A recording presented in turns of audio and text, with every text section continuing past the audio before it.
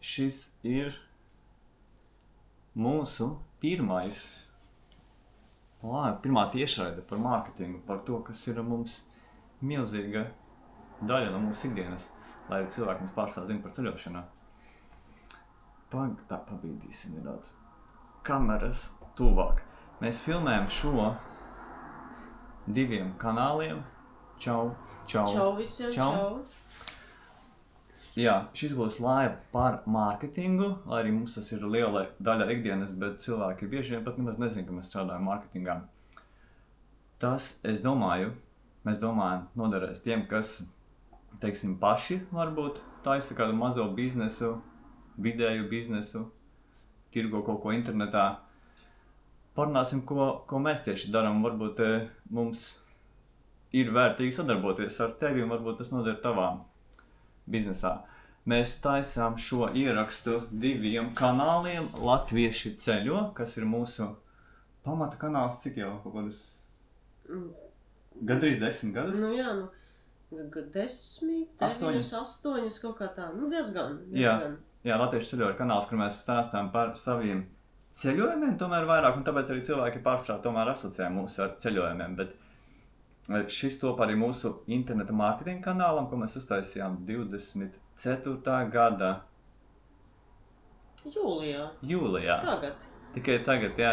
Tikai tagad pēc 11 gadiem, gandrīz 20 gadiem mārketingā, man nedaudz mazāk unai, mēs sākam par to runāt. Tā, labi. Tātad, ja tu skaties no Latviešu ceļo, tad tu jau droši vien zini par mūsu ceļošanas pusi. Ja tu skaties mūsu no interneta mārketinga kanāla, tad tu varbūt par ceļošanu vispār neko nezini. Un ja tu gribi zināt, tev būs jāaiziet uz Latviešu ceļo kanālu, lai par mūsu ceļojumiem vairāk uzzinātu. Kaspars Una, jā, un Kaspars. Ceļotāji, interneta mārketinga profesionāļi un digitālie nomadi. Kas ir digitālais nomads, Una? Digitālais nomads. Tā vienkāršāk pastāstīt, kas ir digitālais nomads, es teiktu tā, tas ir cilvēks, kas strādā attālināti un maina apmešanās vietas, tā kā ceļo un strādā attālināti. Jā, SEO, bet tā kā vairāk mēs runāsim par SEO, par mārketingu. Tad nomads ir tas, kurš strādā attālināti, jā, un... Nomads ir tas, kurš strādā attālināti un maina savu lokāciju, jeb ceļo. Kāds digitālais nomads to var darīt tā kā mazāk, piemēram, pusi dzīvot Latvijā vai kādā citā mītnes zemē, kas nu kuram ir un tad pusi tur, piemēram, Taizemē vai Laosā, jebkur. Vai kāds, kurš ceļo tā kā aktīvāk, tā kā, ik pa mēnesim kustās, pa nedēļai, vai tur pa 3 mēnešiem. Un ar ko nodarbojas digitālie nomadi, ko viņi strādā, tas ir jebkas, ko var veikt attālināti. Kaut kas digitāls. Jā, ko var strādāt attālināti. Kaut vai nezinu, tas cilvēks ir, viņš strādā kādai kompānijai attālināti. Vai viņš ir pašnodarbinātājs, vai viņš sadarbojas ar 2 kompānijām, puslodze, vai arī viņš ir skolotājs attālināti, vai psihologs attālināti, jebkas, ko var veikt attālināti no datora, no jebkuras pasaules malas. Lūk, tāds ir tāds mans vienkāršais skaidrojums. Un mūsu gadījumā tas ir tas, ka mēs esam ofisa darbinieki, tikai strādājam no savas viesnīcas vai no dzīvokļa.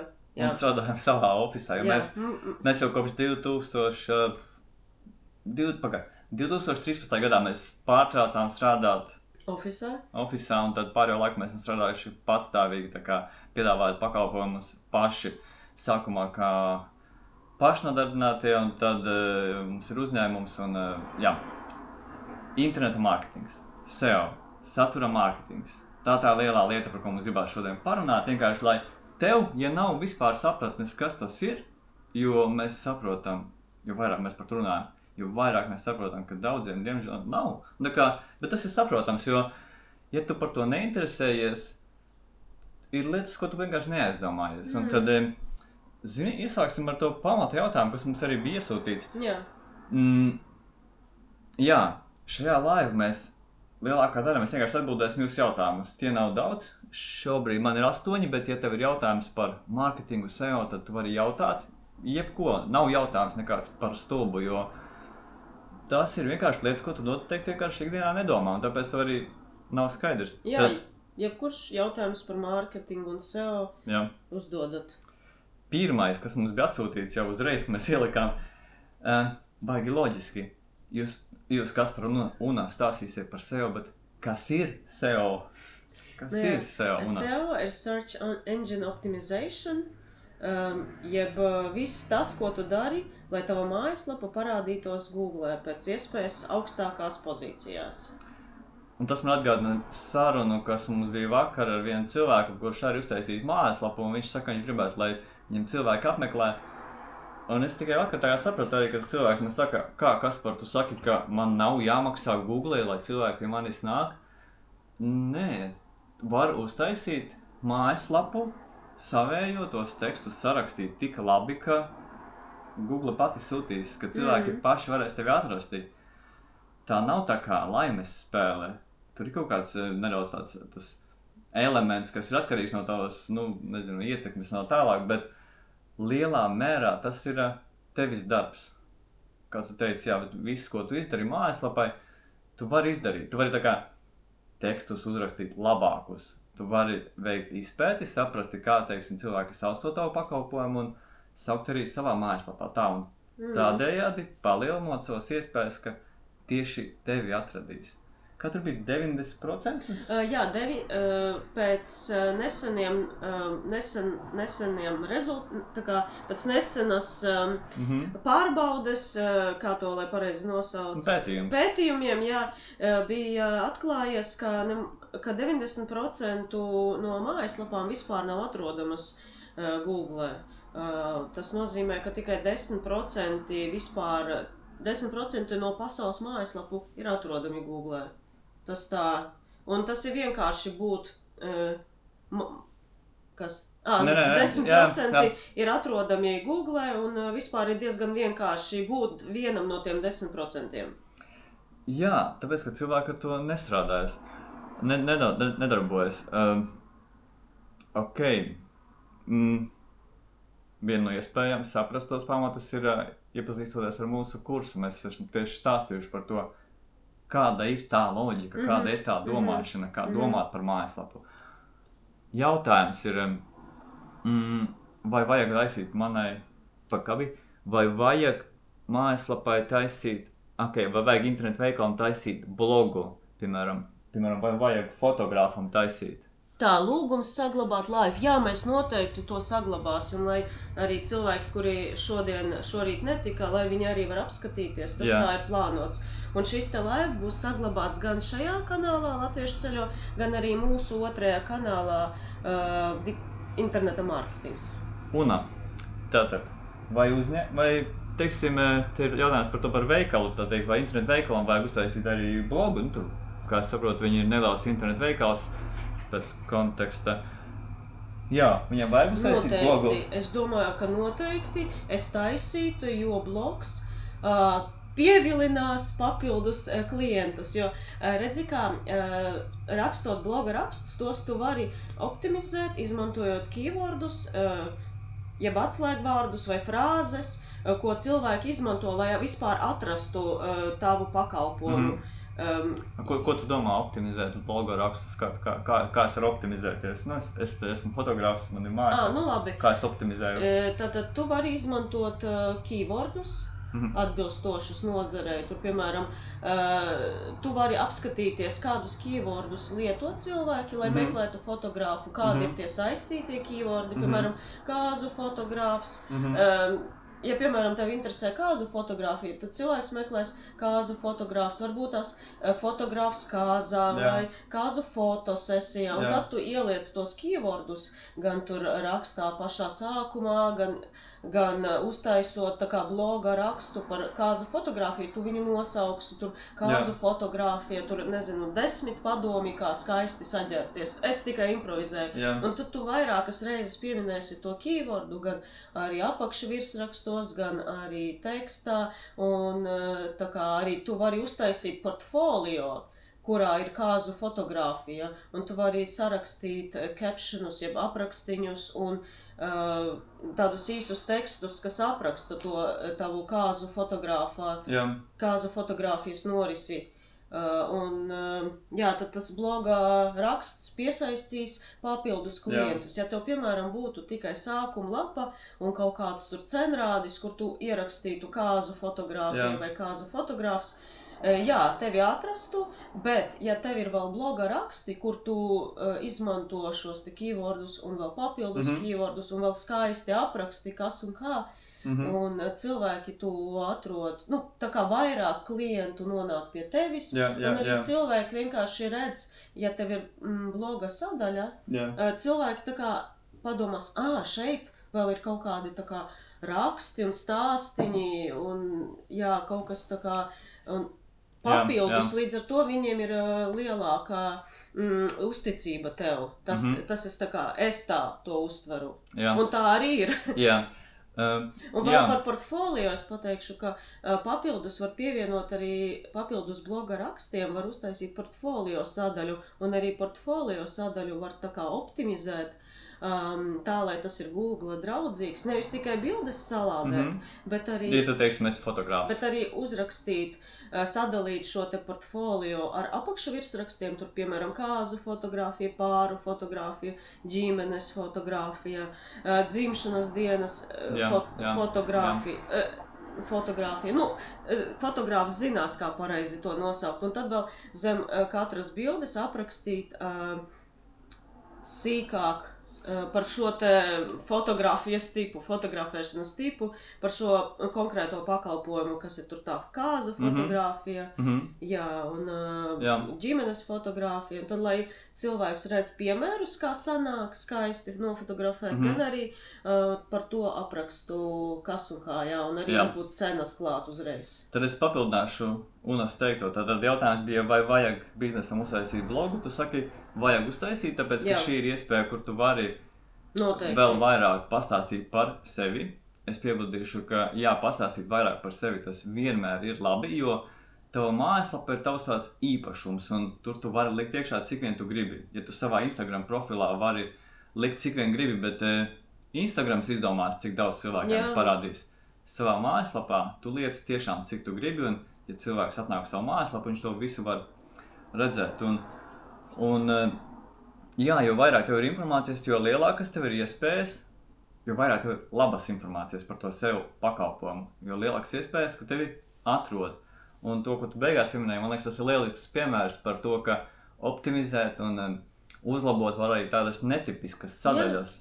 Mums ir pierasts, ka, teiksim, fotogrāfs ieliks portfolio tikai kaut kādas uzskaitījumu, tur, teiksim, kaut kādas kategorijas. Vienkārši bildes kaut kā. Vai bildes tikai, Vai, teiksim, ja tas ir kaut kāda mārketinga aģentūra, ka viņi vienkārši saliks, teiksim, logo ar savu uzņēmumu, tur, tiem uzņēmumiem, ar ko viņi strādāja. Bet tu vari, ja tu esi fotogrāfs, teiksim, ielikti, ka es taisu gan kāzas, gan pasākumus, gan ģimenes, un tiešām arī ar vārdiem vēl uztaisīt tur 300 vārdu aprakstu pie katras tās kategorijas, ka tu to dari un ko tas parasti, ietver, teiksim, tādējādi vēl vairāk palielinot, ka tevi var atrast Googlē. Tāpat var izmantot, teiksim, par sevi aprakstu. Par sevi, ļoti svarīgi šo par sevi uztaisīt tā, ka tur ir informācija par tavu pakalpojumu, un par sevi arī droši var izmantot atslēgas vārdus un atslēgas frāzes tā, lai klienti tevi atrod. Piemēram, es esmu kāzu fotogrāfs. Es esmu kāzu un ballīšu fotogrāfs. Zini, es pakāpšos vienu soli atpakaļ, tad tu sāc, tu pat nezini, kas tas ir tas atslēgas vārds. Ļoti vienkārši sakot, atslēgas vārds ir tie vārdi, tās frāzes, tie jautājumi, ko cilvēki raksta, kā viņi tevi sauc. Kā viņi tevi sauc internetā, fórumā, kā viņi parasti tevi meklē. Var lietot speciālas programmas, lai saprastu, kādus vārdus cilvēki lieto, kad viņi meklē, teiksim, fotografu. var arī vienkārši, sākumā, kā es iesaku, aizēj vienkārši uz Google un paskaties. Aizēj vienkārši uz Instagram ieraksti un paskaties, ko citi raksta savos, teiksim, profilos. Tev radīsies jau kaut kāds iespējas, ka, kāzu fotogrāfs kāzām, lēc kāzu fotogrāfs, tev jau sāks rasties kaut kāds tas vārdu krājums, ko lietot. Lecam tālāk. Nākamo es ieliku no sevis, jo neviens to nepajautāja, bet man liekas tāds būtiska lieta. Atceries, man liekas, nesen redzējām to darba sludinājumu arī, kur arī šobrīd 2024. gadā mēs bieži redzam, ka uzņēmums liels tirgo arī internetā un meklē, teiksim, ofisā administratoru vai administratori un darba pienākumos ir uzturēt mājaslapas blogu, tā kā uzņēmuma blogu. Es teikšu tā, tas bieži ir slikts lēmums, jo es pateikšu salīdzinājumu. Iedomājies, ja arī slimnīcā, teiksim, administratoriem, tiem cilvēkiem, kas reģistrē pacientus, kas ir ļoti svarīgs un labs darbs, ja arī viņiem teiktu, kādā dienā tu būs jāiet šodien operēt. Tas būtu slikti. Līdzīgi ir ar blogu. Ja tu atdod blogu cilvēkam, kas ikdienā strādā kaut ko pilnīgi citu, kas fokusējas uz kaut ko citu. Sarunā, nezinu, teiksim, tikšanās taviem pārdošanas aģentiem vai kas tev organizē ofisa darbu, un tu viņam saki, raksti blogu, tu vai sabojās sev iespējas iegūt vairāk, vai pavisam vienkārši neizmanto. Kā var izmantot?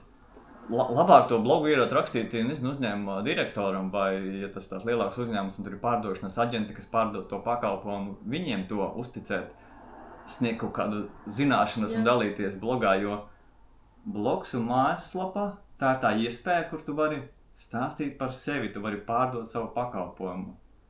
Visbiežāk tomēr biroja administrators nav tas, kurš labi pārzina, ar kādiem argumentiem pārdot to produktu, ko stāstīt.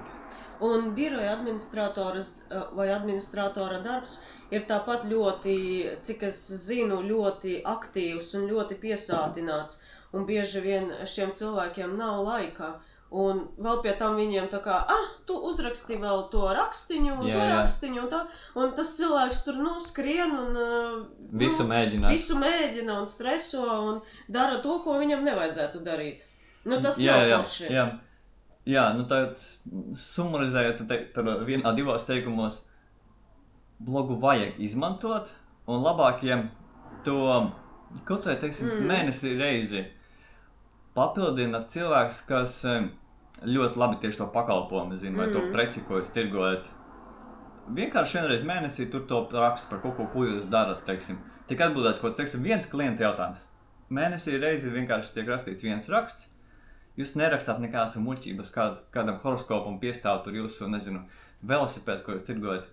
Vai jūs vienkārši rakstat vienreiz mēnesī vienu labu rakstu tieši par sevi. Jā. Kāpēc tas ir labs, vai kāpēc tas ir slikts, vai kāpēc tādu pakalpojumu vajag. Atbildat katru reizi vienā rakstā, tādos normālos, 800 vārdos, 1000 vārdos, kaut kādu tiešām labu jautājumu.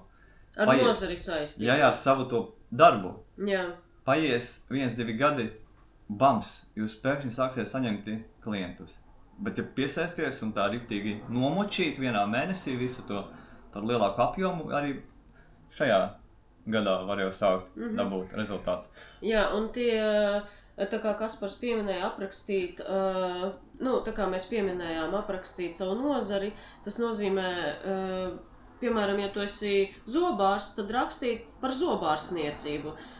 Kas ir zobu higiēna, kā pareizi tīrīt zobus, cik bieži jāiet pie zobārsta, piemēram, kas ir zobu plombēšana, kā izrauj zobus, kas jāzina par gudrības zobiem. Tieši tādas lietas par nozari, nevis tur, piemēram... Kādam horoskopam šodien būtu jāiet? Labi, zobārs tas ir tāds ļoti specifisks, un tur tiešām būs bloga raksti par zobiem, bet, ja, piemēram, ir ceļojuma aģentūra, tad par ceļojumu, ceļojumu galamērķiem, kā nopirkt šo te pakalpojumu, kādas tur aviokompānijas, kādas viesnīcas sadarbojas, nevis kādam attiecībā pret tavu horoskopu, uz kādu valsti tev jābrauc. Labi, mums tikai par tiem horoskopiem nāk prātā tie sliktie piemēri, bet, piemēram, jā, tur kaut ko tādu, kas nav īsti saistīts ar nozari, to labāk nē. Tas nevajag, tas, kā es par tiem tēmām, ja mēs iesākām, es paturpināšu, tad tiešām ir, ka mēs ļoti bieži to redzam, ka cilvēki vienkārši nezina, ko tur rakstīt, un tad raksta kaut ko, kas ir tāds blā, blā, blā, vai tas ir kaut kāds, teiksim, tāds sensacionāls, tur kaut kas notika, tādas ziņas, bet tas palīdz varbūt tev vienu dienu, tev varbūt cilvēki atnāks, ja tu Facebookā iešārēsi to linku un cilvēki atnāks, bet ilgtermiņā nevajag, ilgtermiņā tas tev neko nedos. Labāk ir vienu reizi mēnesī piesaižas direktors un raksta tiešām labu rakstu par jūsu nozari, atbildes jautājumu, vai, ja tā klīnika, tur ārsts, teiksim, kaut ko iedod informāciju. Daudz labāk, un jūs tiešām redzēsiet rezultātu. Es tagad atcerējos vienu tā kā feiko ziņu portālu, ko es ieraudzīju Facebookā, viņam bija ļoti amizantas ziņas, bet es neteikšu skaļi, tās bija tādas ļoti neķītras ziņas, bet es tiešām atcerējos, un man tagad nāk smiekli. SEO, mēs atgādinu, mēs runājam par lielam par SEO. Par SEO, kas nozīmē mājaslapas uzlabošana, lai to biežāk atrod. Lai to nav jāmeklē, jātērē nauda reklāmai. Nākamais jautājums bija no jums, tad prece, kā saukt preci internet veikalā? Angliski vai latviski, ja mājaslapa ir latviešu valodā un latviešu auditorijai? Ja mājaslapa ir latviešu valodā un latviešu auditorijā, tad preces jāsauc ir latviešu valodā. Preču nosaukumi jāraksta latviešu valodā. Tāpēc, ka cilvēki tā meklē. Jā, tāpēc, ka latvieši preces nosaukumu visdrīzāk meklēs latviski, un ja tev šis preces nosaukums būs latviski, tad tas ļoti labi sasniegs cilvēkus. Jā, var uzrakstīt iekavās oriģinālu nosaukumu, bet galvenais tas nosaukums pašā, tā kā tu viņu sauc, jābūt latviski. Izņēmums ir tad, ja, piemēram, Latvijā šis produkts, piemēram, netiek tirgots un nav iztulkots latviski, vai tam vienkārši nav latviskā nosaukuma, tad var rakstīt angliski. Bet, ja, piemēram, tas ir, nezinu, kaut kādā... Ko mēs varam iedomāties? Ko mēs varam iedomāties? Kaut kāds... Es pat nezinu, man šodien galva nestrādā. Pārāk agri mēs taisam to laivu. Jā, mums pašiem, lai gan mēs agri ceļamies, kaut kā mums šodien nestrādā galva. Teiksim, es tiešām nevaru iedomāties, kas var būt gan latviski, gan angliski. Jebkas skaļrunis kaut kāds, GBL, bezvadu skaļrunis. Viennozīmīgi tu nesauksi viņu vienkārši tikai ar, teiksim, mums vecais GBL tāpat tūmā. Jā, tu nesauksi viņu... Charge 3. Tikai nosaukt par GBL Charge 3, tas būs par maz. Bet to tu iekļaus nosaukumā. Bet tu pieliksi arī klātī latviski, Bluetooth, bezvadu, skaļrunis vai kā viņi pareizāk būs nosaukt. To latvisko arī tu obligāti iekļausi. Iekļausi arī anglisko šobrīd. Mums te raksta piemēru, ziepes, arī kaut kādas ziepes ar lavender soap. Tu uzrakstīsi, ja ziepes ar lavandas smaržu vai lavandas ziepes. Viennozīmīgi. Jā. Un tad iekavās var uzrakstīt vai vispār brenda name un lavandas ziepes. Jā, un ziepju gadījumā iekavās pat neko nevajag rakstīt. Tur būs atkarīgs no produkta, būs jāpadomā, kā viņš, vai tur ir tas, tur ir brenda vārds, tad tu iekļaus arī oriģinālo brenda vārdu, bet es teiktu, ka ļoti svarīgi un gandrīz vienmēr būs arī latviski pateikt, kas tas ir, un tieši nosaukumā, jo nosaukums ir tāda svarīga pozīcija internetu veiklā, tā ir precēji nosaukumā.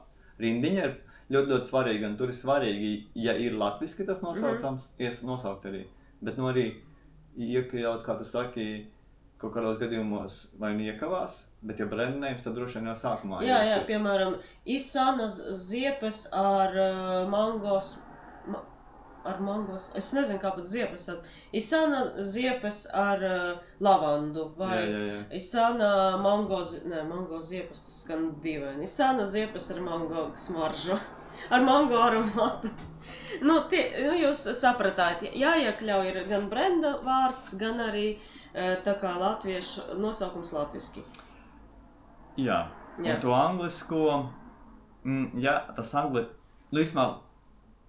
vislabāk to saprast ir paskatoties. Ja ir iespēja paskatoties tieši meklētāji tā kā speciālos rīkos, kas piedāvā paskatīties atslēgas vārdus, lai saprastu, vai Latvijā to tā sauc. Ja tāds rīks tev nav pieejams, tu paskaties vienkārši googlē, ko dara citi konkurenti. Un ja tu redzi, ka tu uzraksti to latvisko nosaukumu, ierasti googlē un paskaties, ja tev tur priekšā ir 10-20 konkurenti, kas sauc latviski, tad drīzāk būs tas labais stils saukt latviski, jo noteikti arī cilvēki tā meklē.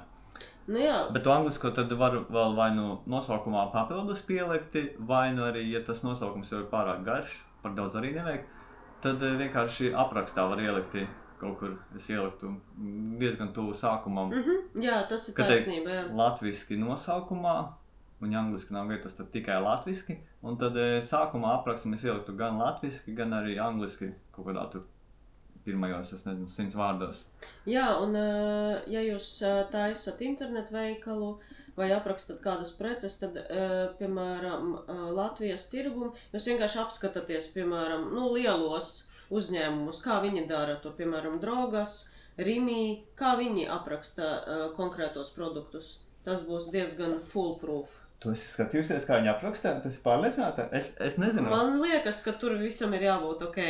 Godīgi sakot, es nezinu, vai Rimi un Drogas tu paskaties. Man jau nav. Tā nav telefons. Es varu aiziet paskatīties. Tu paskaties, jo mēs īstenībā bieži redzam, ka paši lielākie uzņēmumi rīkojas slikti. Mēs nesen palīdzējām, teiksim, nelielam internetu veikalam ar uztura bagātinātājiem un tādām lietām. Un tad mēs papētījām, teiksim, ko dara tādi lielie zīmoli kā Iconfit vai, teiksim, ko dara lielie sportā un sporta zāļu brendi.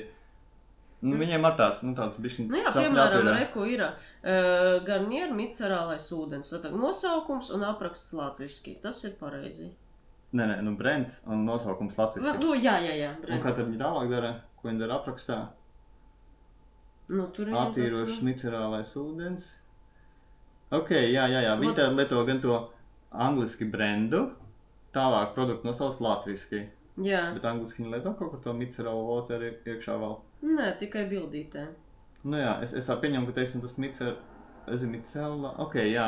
Viņi bišķiņ iejauc iekšā tos kaut kādus angliskos terminus arī, kas varbūt nav latviski populāri. Jā, tad Drogas ir labs variants, kur skatīties. Ar mega lapām kā Drogas tak nav iespējas konkurēt, tāpēc, ka viņiem ir augsta domāna autoritāte. Mēs nedomājam tieši konkurēšanu, bet tas, ka, ja tā lapa ir labi uztaisīta, tu vari vienkārši, iedomājies, ir Drogas, kam ir, es neesmu pētījis Drogas, un es paskatījos nedaudz, izskatās, ka Drogas par to piedomā. Ja Drogas par to piedomā, mēs Latvijā, diemžēl nevar precīzi pateikt, bet parasti tu vari paskatīties uz to labo, stipro konkurentu, lai saprastu, kā darīt labi. Jo ir diezgan liela iespēja, ka tie lielie dara labi. Latvijā tas nav vienmēr, bet starptautiski tu vari skatīties uz labiem piemēriem. Teiksim, es taisu angliski ko par finansēm, es zinu, ka es varu skatīties uz Revolut mājaslapu vai Wise mājaslapu, jo viņi taisa ļoti augstā līmenī. Es varu no viņiem iedvesmoties, kā taisīt saturu.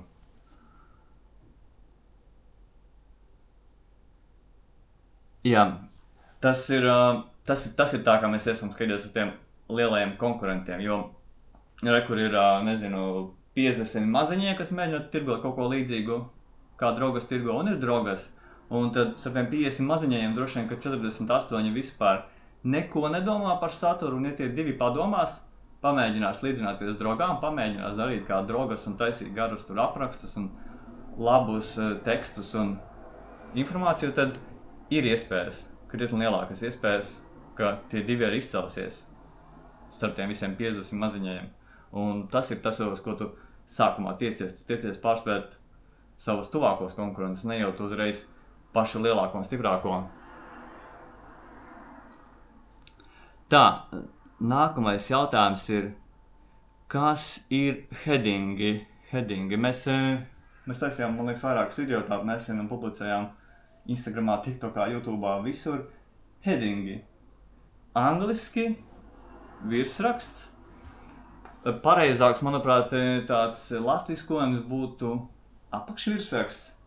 Jā, apakšvirsraksts, jā. Tu arī pieminēji, ka vajag dalīt tekstu headingos. Tu teici, ja tu raksti to bloga rakstu, dalī tekstu ar headingiem. Kas ir headingi? Apakšvirsraksti. Headingi ir apakšvirsraksti un virsraksti. Tātad heading 1 ir virsraksts, un heading 2 un heading 3 ir apakšvirsraksti. Un visi pārējie arī. Jā, un visi pārējie arī. Bet mēs pārsvarā un citiem arī iesakām lietot heading 2 un heading 3. Un heading 1 ir pats galvenais virsraksts. Tas tiek izmantots vienreiz. Jā, bet paskaidrot sīkāk. Tātad, ja tu raksti tekstu, tu bieži vien nepadomā par headingiem, nepadomā par apakšvirsrakstiem un vienkārši bams uzmauc milzīgu tekstu. Varbūt ar atkāpēm tu sadalī, cerams, bet tas bieži vien ir arī viss. Labs stils, gan lai cilvēkam palīdzētu, gan lai Google palīdzētu saprast, ko tu raksti un par ko, ir ielikti sadalījumus. Teiksim, ja es rakstu garu rakstu, kas ir Merida X velosipēda apraksts, tad es darīšu tā. Man būs tas nosaukums, man būs ievads, man būs heading 2. Teiksim, Merida X specifikācijām.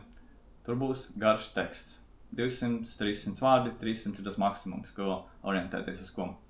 Tālāk man būs nākamais heading 2, kurš sauksies, teiksim, Merida X, nezinu, kāpēc iegādāties Merida X? Apakšā būs atkal 200-300 vārdos tieši par šo lietu, tieši par to, kāpēc iegādāties, teiksim, plusi un tā tālāk. Labās, stiprās puses. Tālāk man būs atkal heading 2, nākamais tāds pieturas punkts rakstā. Tas ir gan cilvēkam būs tāds redzams, gan arī Google pasaka, ka šeit pārdalās teksts un tālāk turpinās kaut kas par to pašu lielo tēmu, bet tāds sīkākā daļā no tām. Un teiksim, tur man būs Merida X mīnusi, un es tad 200-300 vārdos stāstīšu par to, kādi ir tie mīnusi, kādi ir tie trūkumi un kāpēc varbūt nepirkt to velosipēdu. Nu, un redziet, rezultāts būs tāds, ka man ir gan arī 1000 vārdi vai 1000 vārdi, kas ir sadalīti ievadā, kur ir kaut kāda ievada informācija, tālāk man ir tikai vienīgi tehniska specifikācija kādos 300 vārdos, tālāk man ir tas headings, kurš saka, ka tur ir plusi, tālāk ir mīnusi. Tas ir gan cilvēkam vienkārši saprotami, un vienalga, ka tu konkurē vai nekonkurē, un tu mēģini pārspēt kaut kādas pozīcijas, bet cilvēkam tas ir labi saprotams. Viņš atnāk, ierauga smuks teksts, tas nav vienkārši blāķis, bet tur ir skaidri izcelt. Viņš tās var ātri pārskriet pāri un tikai pie mīnusiem, teiksim, pieturēties. Varbūt tas ir tas, kas viņam interesē. Un tad tie headingi, jā, tas ir tas, kas ļauj sadalīt tekstu. Kāpēc ir svarīgi? Tāpēc, ka tu gan cilvēkam pasaki, gan arī tu Google pasaki. Ir vērts piedāvāt, ko tu tieši ieliec tajos headingos. Nevis vienkārši sadalīt, teiksim, tā kā tu varētu sadalīt, teiksim, 1. punkts, 2. punkts, 3. punkts. Tas būs nevērtīgi. Bet, ja tu ierakstīsi tieši tos vārdus, Merida X specifikācijā, tu pateiksi, ka tie nākamie vārdi, kas sekos tas bloks ar tekstu, ka tas būs par to specifikāciju. Vai, ja tur būs tas headings, kurš teiks, ka šeit ir Merida X trūkumi, tu skaidri un gaiši pasaki gan cilvēkam, gan arī Google arī pasaki. Un arī, piemēram, atgriežoties pie kaut kādām ziepēm vai citiem ķermeņa kopšanas līdzekļiem, viens no apakšvirsrakstiem varētu būt, kāpēc lietot šīs te konkrētās ziepes, kāpēc lietot šo konkrēto produktu. Un tad tu uzreiz atbildi, kāpēc tad tu lieto kāpēc jālieto šis konkrētais produkts. Tas var arī kalpot kā jautājums atbilde. Vai ar ko šīs ziepes ir labākas par šīm citām ziepēm? Tā kaut kā. Jā, Rekur Hermansons raksta dažus komentārus par SEO, par to, ka ir svarīgs arī lapas ielādes ātrums noteikti. Jā, noteikti. Mēs to arī apspriedīsim. Bet, runājot par ātrumu, es teiktu, ka mūsdienās arī diezgan grūti uztaisīt lēnu lapu. Var sačakarēt jebko, bet ja tu paņem, nezinu, tu paņem to, ko dara daudzi, paņem kaut kādu kas tur Viksu vai Mozello, un ja tu uztaisi parastu mājaslapu, kas daudziem ir tāda parasta mājaslapa, homepage, sākuma lapa un, nezinu, bloga sadaļa, kontakti, ir diezgan jāpacenšas, lai sačakarētu. Var sačakarēt, var salādēt milzīgas bildes iekšā, bet plus ir tāds, ka lapas ātrums ir lieta, kas jau sākotnēji ir, ko jau sākotnēji bez liekām darbībām var dabūt labu. Oriģināls saturs, protams, jā. Jā, oriģināls saturs, jā. Runāju par tiem tā H2 ieteicams patestēt un ielikt jautājumu un atbilžu sadaļā. Jā, tas ir tas, ko es tikko teicu par tām ziepēm. Jā, tas ir labs tips, jā. Jā, ok. Tā, nākamais jautājums mums bija, vai vajag maksas SEO programmas. Es te pieņemu, ka cilvēks grib darboties, un tagad viņš domā, vai vajag pirkt arī visas maksas programmas, kaut kādas keyword research programmas, kaut kādas Ahrefus un tam līdzīgi. Ko tu saki, un mēs sākam ar vajag uzreiz? Es zinu, ka tu saki, ka nē, es saku, ka jā, bet sākumam es ieteiktu, piemēram, programmu, keywordu programmu, kas parāda kādus keywordus, atslēgas vārdus, jeb frāzes lietot, lai renkotos. Jā, tas ir tā kā papildus izdevums. Mūsu gadījumā tie ir 30 vai 20 eiro mēnesī, bet tas tiešām ļoti noder. Man ļoti patīk, ka ja es kādam klientam rakstu jaunu rakstu, un es gribu redzēt, kādus tur jautājumus iekļaut, kādas frāzes iekļaut, lai vairāk cilvēku atrod šo te rakstu, tad es varu vienkārši ierakstīt savu to galveno keywordu, ko es zinu, par ko tiešām man ir jāraksta. Ko tu ieraksti tur iekšā? Piemēram, tās pašas, to pašu vārds, man šodien galva nedomā. Piemēram, zobārsts Siguldā, jā. Un tad es redzu, ko citi cilvēki meklē, meklējot zobārsts Siguldā. Tur, piemēram, labs zobārsts Siguldā, tur zobārsts Siguldas centrā, bērnu zobārsts Siguldā. Tas ir tas, ko programma parāda. Jā. Tas ir tas, ko programma parāda, tos ieteikumus, kādas frāzes vēl tu vari iekļaut šajā te savā rakstā. Jā, vai par ko tu vari taisīt atsevišķus rakstus? Jā, vai par atsevišķiem rakstiem, vai piemēram tur zobu raušana Siguldā vai zobu plombēšana Siguldā, tas viss tā kā tev palīdz. Jo ir tādas lietiņas, ko tu vari, protams, pats izdomāt, bet tu nezini, kurš no tiem keywordiem ir tā kā populārāks un kurš ir mazāk populārs. Līdz ar to, izmantojot šo te rīku, tu varbūt pievērsīsies vairāk. Tu pievērsīsies tiem keywordiem vairāk, kam ir lielāka popularitāte, bet tā, ka tev nav šī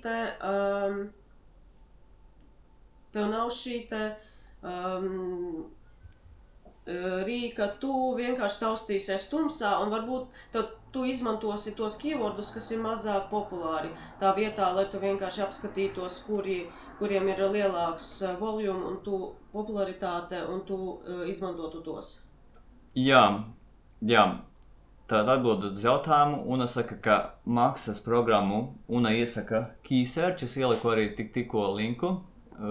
Tas parādīsies laikam tikai latvieši ceļoja uz internetu mārketingu, man nešārējas automātiski. Tā ir programma, ko mēs lietojam ļoti sen. Tas nav nekāds affiliate links, mēs neko ar šo nenopelnīsim, ja to tas ļoti skara. Tā ir programma, ko mēs tiešām iesakām un maksājam jau 5, 6, 7 gadus. Te tikko bija arī komentārs, ka var izmantot Google Keyword Planner, un tas arī piedāvā bez maksas paskaties atslēgas vārdus un pozīcijas. Jā. Man tas rīks ir iebies. tas, ko Unas saka par keyword key search. Galvenais pluss ir tāds, ka tev nav vispār nekas jādomā. Atvēri, ierakstīji 2 vārdus, nospiedi enter, tev viss ir uzreiz priekšā, visi līdzīgi atslēgas vārdi, cik tas atslēgas vārds ir stiprs, tas nozīmē, kā, cik liela ir konkurence. Jā. Teiksim, ja tu ieraugi, kad ir, nezinu, tur Zobārs Siguldā. Tu ieraksti, tu ieraugi, ka ir Zobārs Siguldā, un ļoti populārs ir, Lēdz Zobārs Siguldā, un ir ļoti populārs arī Zobārs Siguldā pilsētas centrā. Tu ieraugi, ka ir šie 3 populāri, ja? Un skaties, ka pirmais ir, tur ļoti populārs, otrais ir mazāk populārs, un trešais ir vismazāk populārs. Bet tu ieraugi arī, ka tas pirmais, kas ir ļoti populārs, ir arī ar nenormāli lielu konkurenciju. Jā, tas tu redzi tādu rādītāju.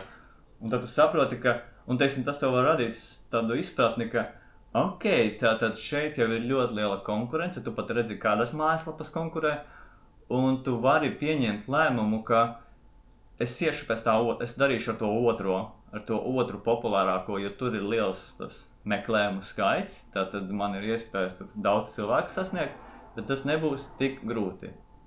Bet, ja tu esi ļoti tāds mērķtiecīgs, SEO orientēts, un tu zini, ka tu rakstīsi rakstus, tu iegūsi linkus, tu veiksi sadarbības, tu vari tēmēt arī uz to augstāko, bet, Rīgas dod izpratni apmēram, ko tu vari darīt. Jā, tas arī man patīk šajā keysearchā, jo tu vari izvēlēties keywordus, kas ir populāri, bet te pašā laikā viņiem ir mazāka tā konkurence. Ja jūs to lietosiet, jūs ātri vien sapratīsiet, kā šis te rīks darbojas. Tur var sakārtot pēc popularitātes, tur var sakārtot pēc konkurences, un tas ir ļoti tāds pārskatās, un tiešām tas ļoti patīk, pat arī, ja ir bezmaksas rīki, man šis te, es viņu ļoti esmu iecienījusi. Un līdz ar to es ka tas ir maksas, tas nekas, man viņš vienkārši ļoti patīk, es viņu dievinu, un es arī iesaku citiem. Bet Kaspars saka, ka vispār sākumā tev neko nevajag, tad pastāsti savu to skatījumu. Manuprāt, var sākt bez nekādiem rīkiem, es darītu tam. Es pievienotu Es pievienotu savu mājaslapu Google Webmaster, lai es varu sekot tam, kā Google redz manu mājaslapu. Tas ir bezmaksas, un tur es redzu, ar kādiem atslēgas vārdiem man jāatrod, ar kādām jautājumiem, kuras manas mājaslapas, kādās pozīcijās, uz kādiem rakstiem tās cilvēki nonāk. Google Webmaster. Man numur 1 ieteikums pilnīgi visiem, kas sāk un grib saprast, kā viņa mājaslapa darbojas. Otrs, kā es darītu... Es tev nedaudz pārtraukšu par Google Webmasteri. Tu redzi, ar kādām frāzēm tevi atrod cilvēki, un tu vari, piemēram, apskatīties, ka, piemēram, atrada ar konkrētu frāzu, piemēram, labs Zobārs Siguldā vai Lēdz Zobārs Siguldā. Un nāc atpakaļ kadrā. Lēdz Zobārs Siguldā. Un tu redzi, ka tev ir tikai viens pieminējums vispār, vai pat neviens, bet tevi atrod ar šo te keywordu, un tu vari šo te keywordu apzināti tagad pievienot savos rakstos, un tā tevi atradīs labāk, vairāk. Es pievienoju mājaslapu Google Webmaster, Google Search Console. Tas ir pirmais, ko es iesaku izdarīt. Otrs, es gribu zināt, par ko rakstīt. Ja man nav maksas rīku, es aizēju uz Google, es paskatos, ko cilvēki jautājis. Padomāju, ko man cilvēki ir jautājuši. Pajautāju, ja es taisu klientam mājaslapas, pajautāju, ko tev cilvēki biežāk jautā, un tad es pagooglēšu, paskatīšos fórumos, kādas jautājumus cilvēki uzdod. Tas nebūs tik droši, kā Una saka, jo ar tā kā speciālām programmām tu vari labāk pateikt, kurš ir populārāks, mazāk populārs, lielāka konkurence, mazāk konkurence. Tas ir drošāk, bet starts, ja nav līdzekļu, negribās tērēt līdzekļus tam, tad es daru tā, vienkārši internetā paskatītos, ar ko cilvēki meklē, un kā teikt, no tā izlemtu. Ok, skaidrs, tad es par šīm 15 tēmām taisu savā mājaslapā rakstus, tā es darītu bez rīkiem. Un otrā daļa šim jautājumam, kas varbūt pat bija īstais tas iemesls cilvēkam jautāt, kāpēc vai vajag maksas rīkus, ir arī ļoti specifiski un dārgi rīki, kas maksā vairākus desmitus un pat 100 eiro mēnesī. kas ļauj analizēt konkurentus, kas ļauj analizēt, ko viņi dara un kā viņi dara. Ja tev ir tik specifiski jautājumi, man liekas, ka tu pats drīzāk zini, ko tev darīt. Tas ir tiešām tāds jau eksperta līmenis, analizēt konkrētus konkurentu darbības un analizēt viņu link building stratēģijas. Es domāju, pat neiešu detaļās. Tās programmas sākumā, Moz, Ahref un tā tālāk, droši vien to nevajag. Ja tu tikai sāc, to nevajag. Mēs esam mēģinājuši Answer the Public latviski pajautāt jautājumus? Nē.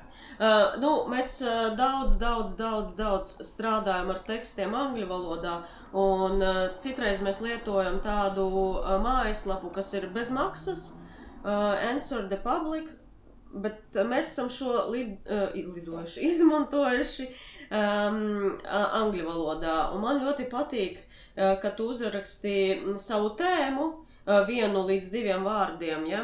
Un tad tas rīks parāda saistītās tēmas un saistītos keywordus. Jā, latviski arī viņš kaut ko rāda. Jā, latviski arī Answer the Public rāda answerthepublic.com. Tas ir Neil Patel veidojums projekts, viens no, un ļoti tāds sakarīgs, man patīk. Jā, tas ir pavelti. Es iekopēšu šo rīku. Šis ir tās diezgan labs rīks, ko izmantoti par velti. answerthepublic.com. Lai gan angliski, ar tēmām angliski šis darbojas labāk, protams, latviešu valoda, bet esmu pārsteigta, ka arī latviski tur kaut ko var atrast. Latviski strādā, bet latviskais mīnus ir tāds, ka viņš mazāk kaut ko atrod. Angliski, ka mēs ierakstām gandrīz jebko, tur ir 50 jautājumi, jo 50 tēmas viņš tev iedod un tu var tā kā ir no kā izvēlēties. Tā, ejam pie nākamā jautājuma. Mēs par programmām SEO parunājam. Mums šai brīdī jautājumi no jums nav jauni.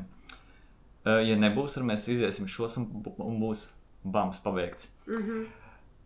Es atgādināšu, ka mēs runājam tieši par iesācējiem, jo iesākt, tas, manuprāt, ir pats svarīgākais, jo daudzi vispār neiesāk un neko nedara. Tā kā tas nav nekas tik grūts, tās pamata lietas. Tie, kas cilvēki, kas izgājuši mūsu kursu, iemācījušies no mums tos pamatus arī, kas ir mūsu mājaslapā pieejams kurs, viņi saprot, ka viņi paši var, tie cilvēki vairāk mums arī paši ir sākuši un turpinājuši darīt, jo izprast to pamatu, cik liela nozīmē rakstiem un kādiem rakstiem un kā tas palīdz. Tā, jautājums ir, par linkiem es tad iedošu nedaudz tādu papildus informāciju pirms jautājumu nolasīt. Ja tu gribi, lai mājaslapu labi atrod, tu gribi 2 lietas. 1. Lai tavā mājaslapā ir laba informācija, jo vairāk būs labas informācijas par to tavu preci pakalpojumu, lielāka iespēja, ka tevi atradīs. 2. Tu gribi, lai tev ir linki, jeb saites no citām mājaslapām, no līdzīgas nozares, jo līdzīgākas, jo labāk, jo labākām un autoritīvākām mājaslapām, jo labāk. Tu gribi no Delfiem, ja tev ceļojuma bloks un tu gribi no ceļo Delfiem, tu gribi no kādām aģentūrām, varbūt, kam ir stiprākas mājaslapas, tu gribi to. Un te ir jautājums, vai linki no Instagram skaitās, vai arī, tad vai tavai mājaslapai, es nedaudz pārfrāzēšu, vai tavai mājaslapai kaut ko izteikti labu dos arī links no Instagram, kā saprotams, labi. Vai tavai mājaslapai dos lielu labumu links no Instagram? Ko tu saki? Skatoties, kāds tas ir links, kāda veida links no Instagram. Ja tas ir links, kas ir ierakstīts Instagram bio, Instagram profilā, tad tam ir nozīme. Jā. Bet ja tas ir storijos ielikts links, tad tam nav būtiskas nozīmes. Izņēmums ir tad, ja pēkšņi ir 1000 storiju ar šo te linku uz tavu mājaslapu, jo tad tas, Google redzēs, ka tas ir, tiešām kaut kāds, mega populārs produkts. Bet tā pa lielam ir nozīme tikai saitē, kas ir profilā. Profilā zem tavas bildītes, kur ir apraksts, tur. Es par to vietu runāju. Jā, bet es piebildīšu, nevajag taisīt 58 profilos, lai iegūtu 58 saites. Bet noteikti vajag uztaisīt vienu profilu, lai ieliktu vienu saiti uz sevi. Tāpēc arī, man liekas, mums par to arī bija video, ka uztaisīt profilus, pat ja tu nelieto, ir vērtīgi, tāpēc, ka tu vari profilā, uztaisīt Instagram profilu, varbūt tu viņu nelietosi, bet uztaisīt, ielikt saiti uz sevi, uz savu mājaslapu, savu internetu veikalu, tev ir tāds plusiņš, tāds signāls rādītājs Google, ka, ok, šitie ir tādi bišķiņ zināmi cilvēki jau. To vajag izdarīt. Tam ir nozīme, kā tu saki, jā. Bet vienkārši tur, nezinu, storijos noreklamēt, ja tie būs 1 vai 3 cilvēki, nekas tev tavai mājaslapā ilgtermiņā nemainīsies. Ja tu pēkšņi, sāks katru dienu uz 100 vai 1000, tevi pieminēt, un tu cilvēks piedīs virsū un nāks uz tavu mājaslapu, tas gan būs tāds milzīgs signāls, bet, jā. Jā, par tiem linkiem profilā, Instagram profilā vai TikTok profilā, tas īstenībā ļoti forši, ka tu tur viņu ieliec. Tas ir tāpēc, tev tas palīdzēs, tāpēc, ka daži cilvēki nemaz nemeklē Google. Viņi meklēs, piemēram, kādu pakalpojumu Instagramā vai TikTokā, un tad viņi atradīs tavu profilu, jo tur būs uzrakstīts, ka tu esi, piemēram, zobārsts Siguldā. Mums patīk zobārsts Siguldā. Jā. Un tad būs arī links profilā. Un tā viņi atradīs caur Instagram vai TikToku. Vai tu esi, teiksim, manikīru speciālists Purciemā. Tā kā... Jā, es piekrītu tev, ka būs tie cilvēki, kas nemaz neies uz Google, lai to meklētu, bet viņš ierakstīs Instagramā, uzmeklēs. Es zinu, ja tev ir 35 vai 40 vai 55, tu varbūt tā nedomā, bet ja tev ir 15, tu nedomā par Google, tu padomā par TikToku. Jā, no Instagrama, no storijiem nav baigā jēga no tiem linkiem, no profila ir, bet 50 profilus nevajag, ar vienu pietiks, varbūt 2, bet vienu pietiks. Un no tā viena būs ļoti labi. Nākamais, tas nav īsti ar mūsu specialitāte, ok, bet vai vajag taisīt TikTok profilu, vai tas noderēs es to papildinājumu pieliku pats, vai tas noderēs mājaslapai? Es jau atbildēju daļai uz šo jautājumu, jā, tas noderēs mājaslapai, jo, kā jau teicu, ka daži cilvēki nemaz nemeklē Google, bet viņi ieraksta Instagramā vai TikTokā, kaut vai to pašu zobārstniecība Siguldā vai jogas pasniedzējs, vai joga bērniem vai joga pieaugušajiem, tad šis cilvēks caur Instagram vai TikTok nonāks pie tava profila, kurā būs arī pieminēts, kas tu esi, un būs saite uz to mājaslapu. Tas palīdzēs. Un cerams, tur būs tā saite vai vismaz telefona numurs, e-pasts, lai cilvēks var sazināties. Jo, ja nebūs, tad būs tāds, nekā, viņš aizies pie nākamā profilā. Un vēl kāpēc ir nepieciešams izveidot, manuprāt, pat ja kādu laiciņu tu netaisies to lietot, jo, piemēram, ja tev ir kaut kāds diezgan unikāls vai vienkārši foršs brandnējums, un tu nākotnē iespējams gribēsi taisīt kontentu šajās te lapās, šajos te sociālos tīklos, tu vienkārši aizņem to lietotāju vārdu, lai neviens cits nepaņem. Un tā, ka tu vēlēsies tagad, piemēram, pēc gada vai 2 taisīt kontentu TikTokā, tev šis lietotāju vārds jau būs aizņemts, tev tur konts būs uztaisīts, un tad tu varēsi mierīgi taisīt kontentu. Jo savādāk tavu lietotāju vārdu var paņemt kāds cits, un tad cilvēki meklēs tevi pēc lietotāja, pēc tā tava brenda nosaukuma, atradīs šo te cilvēku, kas ir cits, un tad varbūt kāds žuļiks. Jā, varbūt var rasties kaut kāds tāds confusion, ka, kas te notiek, jā, bet tāpēc iesaku šo te 2 iemeslu dēļ, ka tevi atradīs, uzspiedīs uz tavas saites, un arī tas, ka tev būs aizņemts šis te brandnējums, tu būsi uztaisījis akantu. Jā, cilvēki Marketingā pasaulē par to runā jau no pašiem pirmsākumiem, kad tikai sociālā mediju mārketings sāka attīstīties ap kādu 2000 Latvijā, bet 2007. 2008. gadu, kad es sāku strādāt arī Twitterī toreiz. Jā, un biežāk tiek runāts tieši par to, ka uztaisi to profilu tajā platformā, kas ir populāra, pat ja tu nelietosi, tieši tāpēc, lai to vārdu aizņemtu. Tieši tāpēc, lai tev nevajag pēc tam, nezinu, kāds var paņemt to vārdu un sākt tur likt kaut ko tu negribi. Teiksim, sākt likt kaut kādas tur antireklāmu tev. Tas ir viens iemesls, tas jau tā kā, tas ir bijis aprunāts jau ļoti sen, jau gandrīz 20 gadus arī Latvijā. Bet tas nav vienīgais. Tas otrs ir, ka tu reāli vari gūt labumu arī ar neizmantotu profilu, ja tu ieliec tur to linku, kontaktus, un vienkārši rada iespēju, ka šis ir tavējais. Tātad tie, kas nemeklē Google, bet meklē Instagram, atradīs tevi tur, nospiedīs uz tā linka, tu, nezinu, pieteiksies vizīti uz tevi vai nopirks kaut ko no tevis. Un tā trešā lieta, ka tas arī būs vienkārši kā signāls Google, ka tev ir nedaudz labāka mājaslapa nekā konkurentam, kuram nav tā profilā.